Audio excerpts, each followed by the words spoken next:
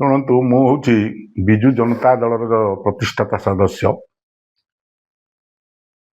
ମୋର ପ୍ରିୟ ନେତା ହେଉଛନ୍ତି ଶ୍ରୀଯୁକ୍ତ ନବୀନ ପଟ୍ଟନାୟକ। ମୋ ପ୍ରିୟ ଦଳ ହେଉଛି ବିଜୁ ଜନତା ଦଳ।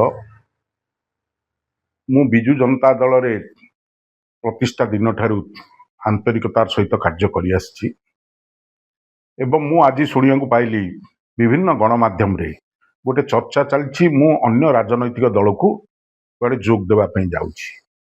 ଇଏ କେବଳ ଗୋଟେ ଆଲୋଚନା, ଏଥିରେ କୌଣସି ସତ୍ୟତା ନାହିଁ। ମୁଁ ବିଜୁ ଜନତା ଇଏ ଗୁଜବ ମାତ୍ର।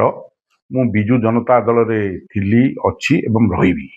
ମୁଁ ବିଜୁ ଜନତା ଦଳର ହେଉଛି ରାଜନୈତିକ ବ୍ୟାପାର କମିଟିର ସଦସ୍ୟ।